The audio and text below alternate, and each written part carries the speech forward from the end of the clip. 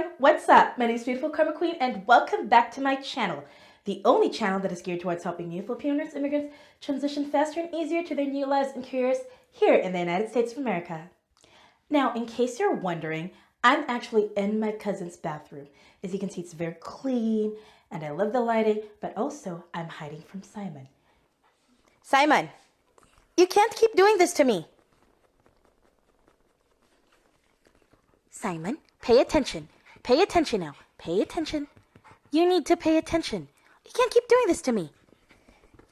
You think it's okay to disrupt me in the middle of laundry? It's not okay. Simon, Simon, listen, listen.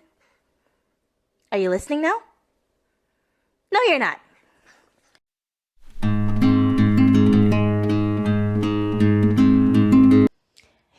That was Simon, one of my cousin's very naughty dogs. And I'm not in North Dakota, I'm in California. I spent Christmas with my family. It's been very busy. I got sick in the beginning of winter, hence no filming for me. However, I'm trying to make it up to you guys with filler videos, and today will be a very serious nursing-focused video. Today, we will be discussing the things to watch out for in your nursing employment contracts.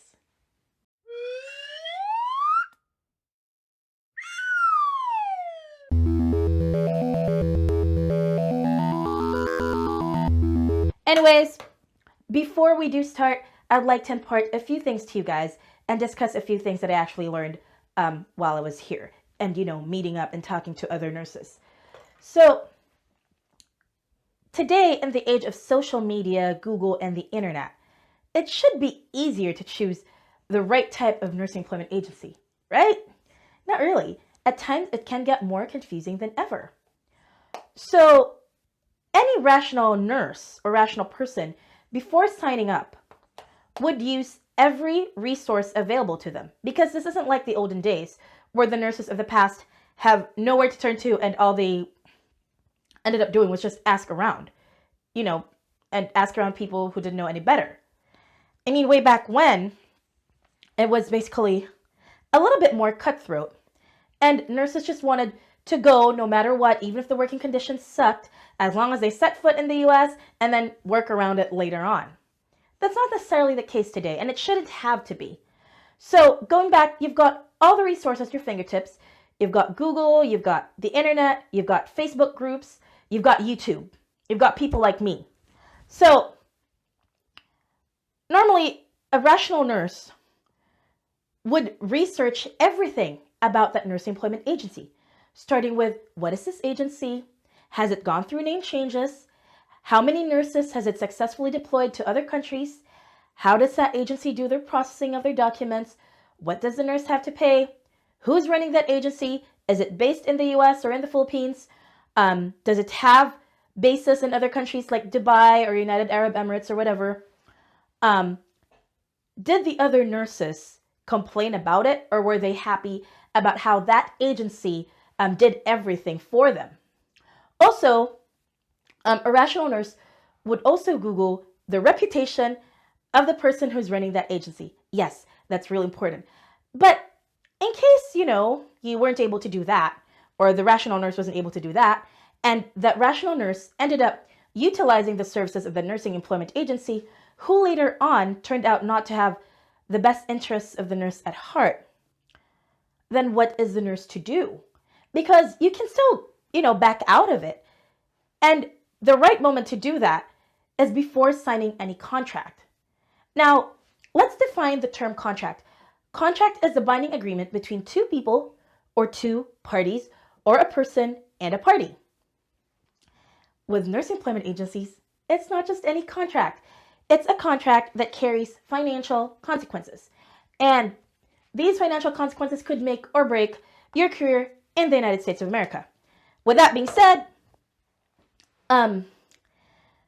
with nursing employment agencies, you don't just sign like one set of contracts or one set of sheets of paper.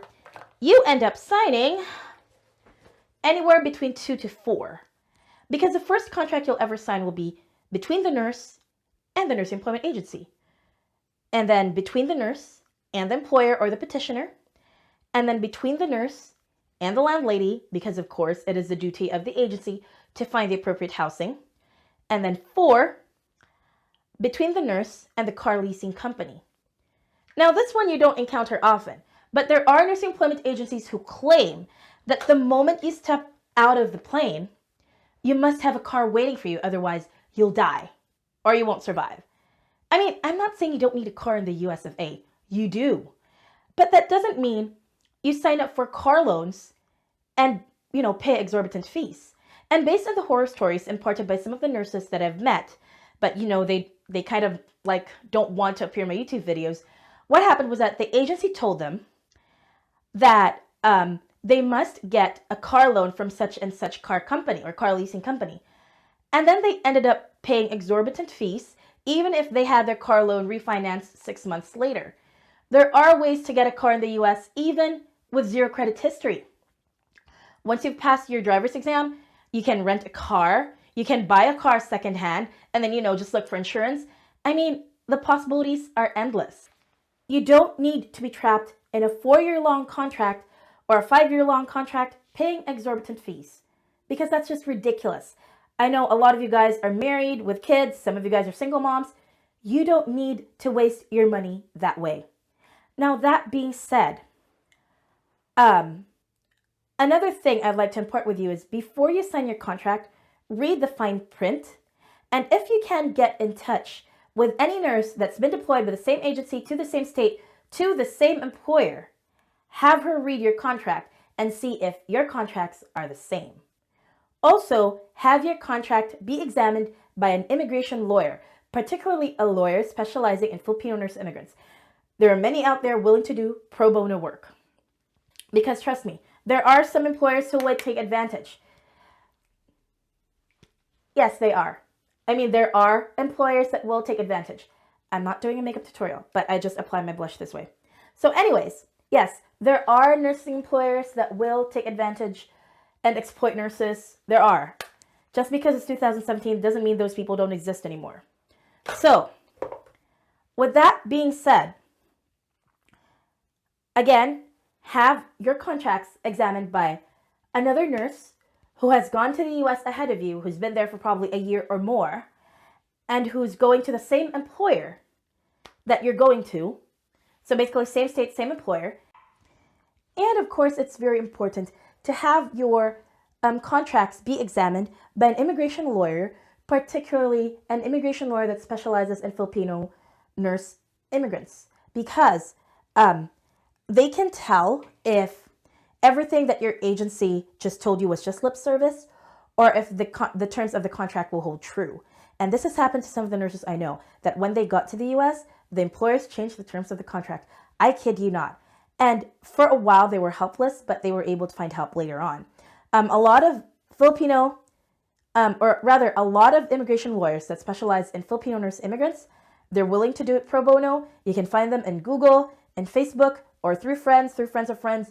But make sure you've got one even before you enter the US. And also, having one safeguards you from exploitation. Because let's face it, there are still some employers that like to exploit nurses. You know, they give her 100 patients to handle and only give her, like, I don't know, 45 cents of an annual increase. Yes, it has happened. I've known several nurses who've been through that. They were quite helpless for a bit, but later on they were able to find help. You do not want that to happen to you. I don't want that to happen to you.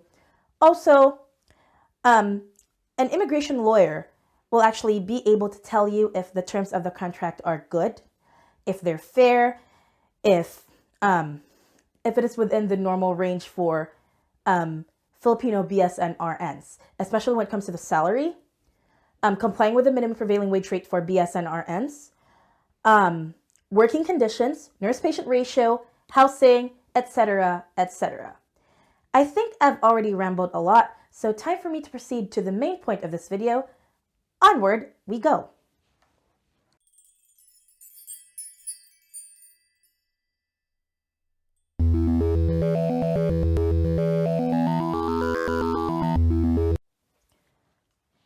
I'll be applying my lipstick, please don't mind me. Anyways, the things I'll be discussing, they're mostly applicable to nurses who are in EB3 immigrant visas, the ones who've started their I-140 and all that. I can't exactly say the same of the H-1B visas. But anyway, I think it'll hold the same for us, or for all nurses in general. So, the first thing you must watch out for in your nursing contracts are the definition of terms. Who are you in the contract? Because sometimes they call you the nurse, the staff nurse, whatever. But most often, or more often than not, I've encountered them calling you the HCP, the healthcare professional. Now, another thing you must determine is the agency. Who is the agency? What is the agency? And the agency is more often than not the nursing employment agency. Third is your employer, obviously, which represents the hospital, the nursing home, or whatever it is you'll be working in. The fourth is your petitioner. At times, your employer is your petitioner. At other times, it's the agency. That's not necessarily a bad thing. And then, of course, you must determine what these four, what they play in the contracts. So you don't just read the contract once. You read them over and over and over until it comes to a point that you've memorized the terms of the contract. Another thing to watch out for in your nursing employment contracts is the salary on your job offer. Make sure, and I say this time and time again, make sure it is within the minimum prevailing wage rate for BSNRNs, depending on state and area. Because there are some nursing agencies will tell you, oh, you don't need to worry if it's below the minimum prevailing wage rate. Okay lang yan, makakalusot din yan. Total, when you get to the US, they'll increase your rate anyway kasi i-re-evaluate ka nila. Not true. So wag na wag kayong maniniwala when nursing employment agencies say that. Not true. Some states will do that. But do you really want to risk it? This is why the US Embassy in the Philippines has been very vigilant. If they check your job offer, during your interview, and then they determine that it's not within the minimum prevailing wage rate that is allotted for that state and that area, they will put you on a 221G visa status. Now, when the US Embassy puts you in a 221G visa status, because of minimum prevailing wage rate, that means your employer must send an updated job offer. So to avoid all of that, before you guys even get to your interview, send your agency an email, or maybe even send the employer an email, I don't know who it is you're talking to, and let them know that the minimum prevailing wage rate for that state and area has already updated, and ergo, your job offer should be updated. There's no shame in that. You don't need to be harsh. You do need to sound professional and decent, and then they should be able to send you a new job offer within the next 2 to 3 weeks.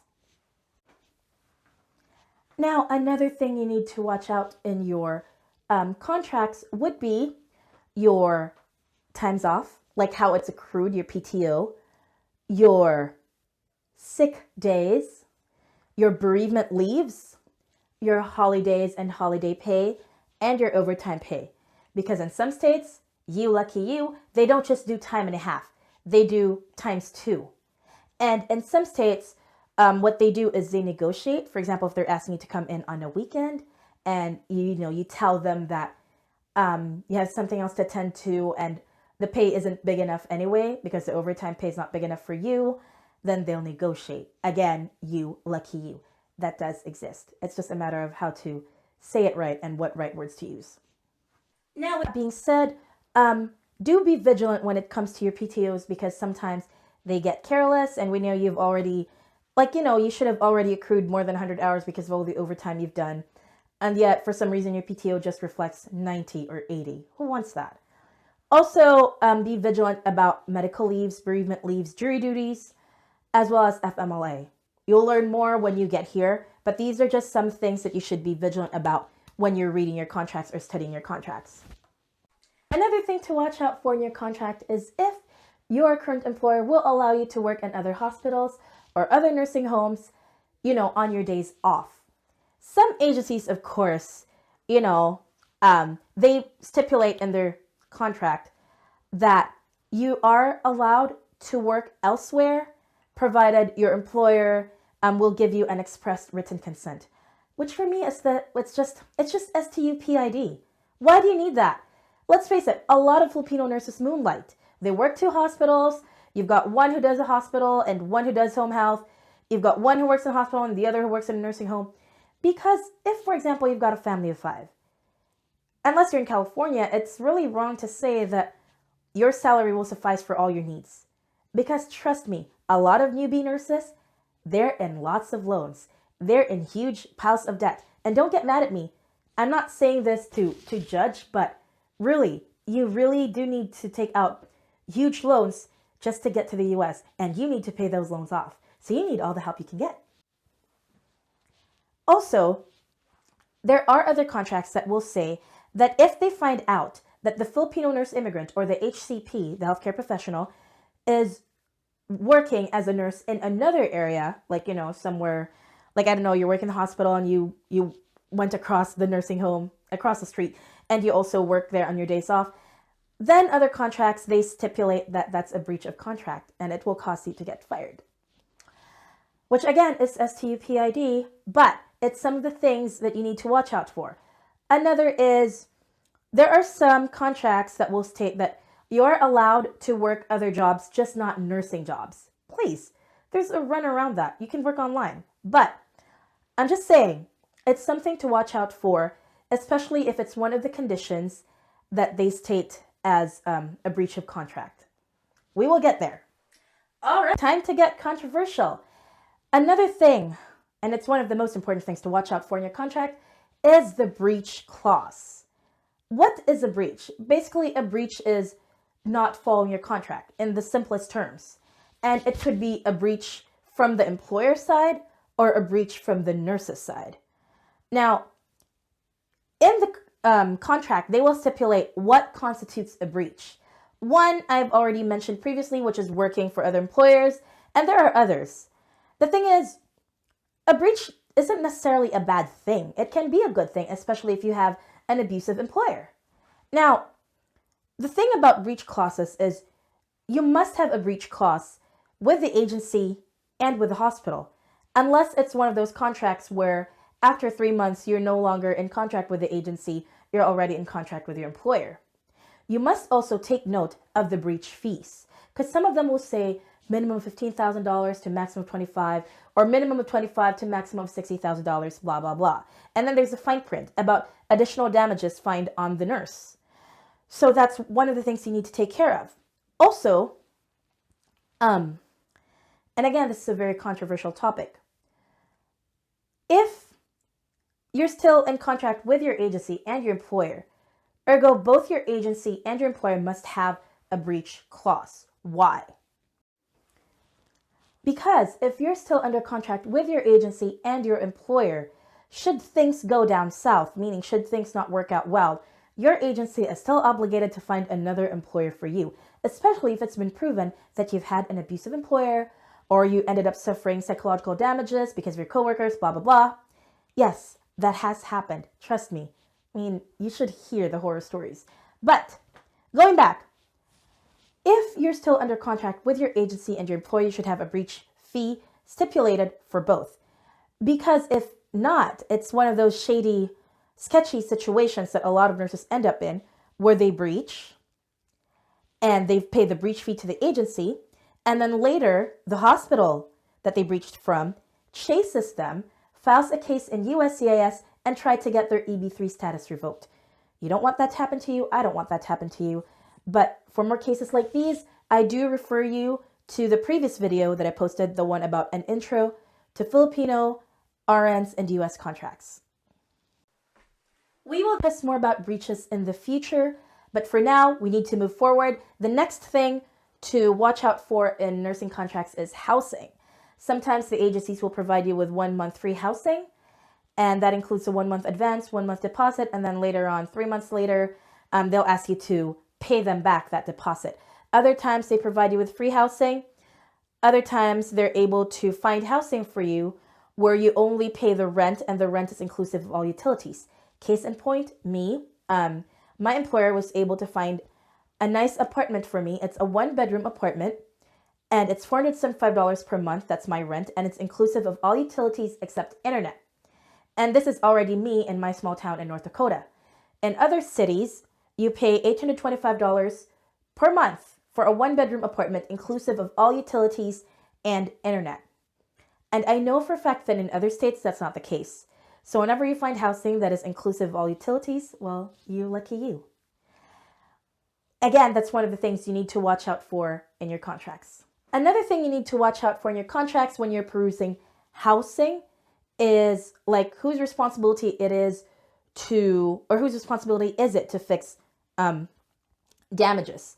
Also, upon your first entry of your apartment, if you find any flaws, any cracks, any peeling off the walls, whatever, take pictures of it, because that means you already entered as is. You should not be obligated to pay it, because it should have been the landlady's or landlord's, duty to have these fixed, because you didn't cause all these damages.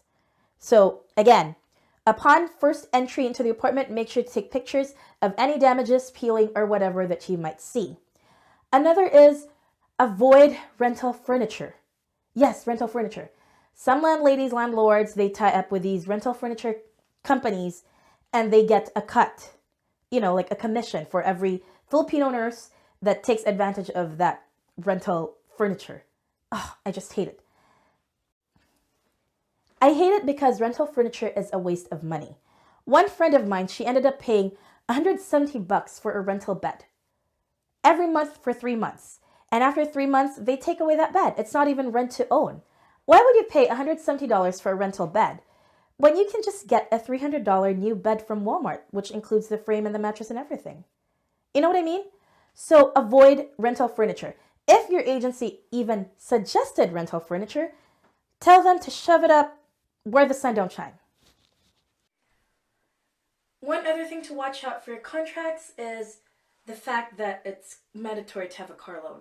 As I've mentioned before, there are many ways out of this. You don't need to be trapped in a stupid contract that will have you paying exorbitant fees out of pocket. You don't need to have a car loan that has really exorbitant fees right away the moment you deplane from the US.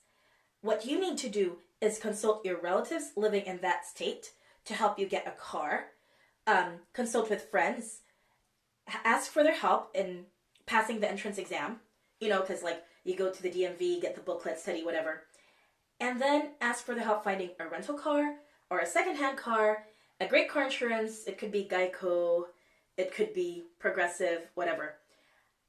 Just avoid any car loans that have really exorbitant fees.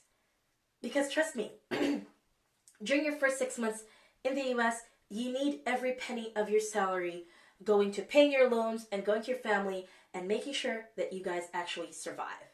So, that's one other thing to watch out for. And I might be bashed for that, that thing about car loans, but whatever. I mean, I'm in North Dakota.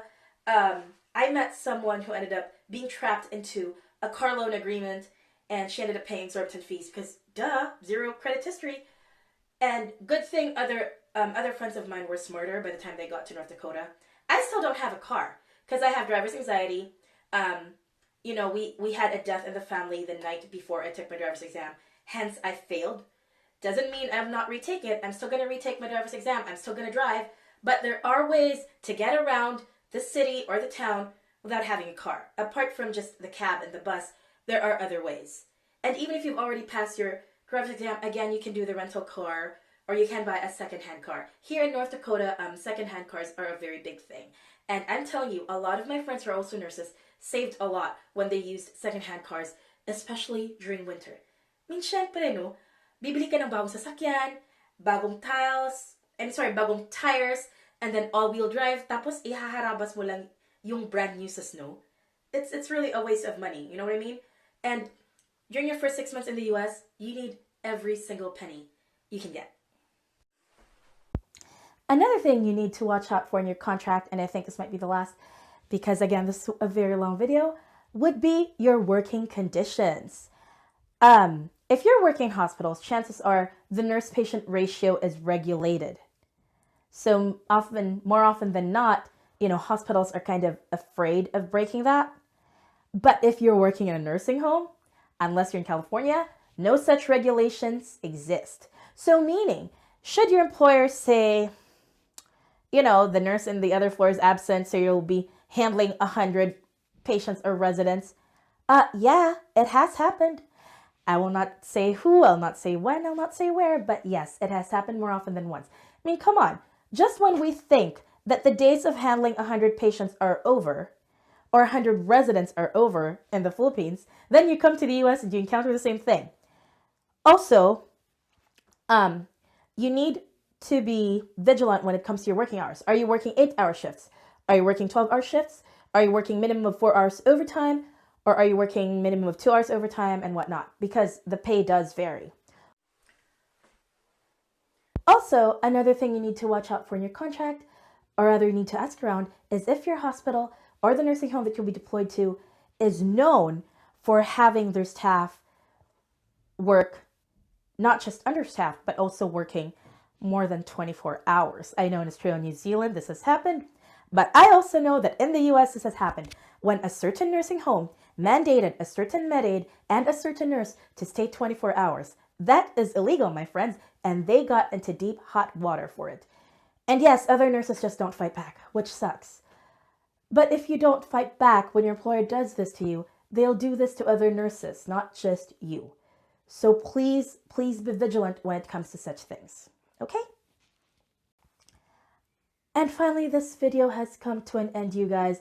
Thank you so much for sticking with me. Before I bid you adieu, I would also, again, like to thank my old subscribers, the ones who never left. Thank you so much for being patient with me, for sticking with me until I came out with a new video. To my new subscribers, you're more than welcome. Thank you so much for subscribing. I hope all of you guys had fun learning from my videos. I've been trying to keep them short, but I'm still not having any success. But hopefully in the future, I'll be able to feature guests, nurses from other states, and who'll be sharing their experiences with you guys. Now, before I say goodbye, I just lost my train of thought right there. Before I say goodbye, again, please remember to stay humble, always be grateful, and hustle hard. You can do this, you guys.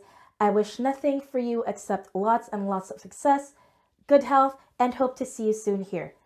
By the way, I might be making an appearance in the Philippines sooner than expected.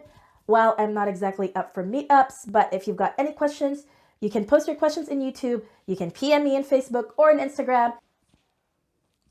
Again, remember to hit like, click share, and subscribe to my YouTube channel for more updates. My name is BeautifulKarmaQueen on YouTube. Follow me on Instagram. My name is BeautifulKarmaQueen. Follow my Twitter. My name is BeautifulKarmaQ. For those who are members of the Foreign Nurses to the US, you know who I am on Facebook. You can PM me your questions and I'll answer it anytime. Also, again, the blood, the sweat, and the tears are worth it. So don't give up on your American dream. Again, I always keep telling people, stay humble, always be grateful, hustle hard, and for all we know, I might be seeing you or I might be working with you. So till the next time, God bless us all. Bye.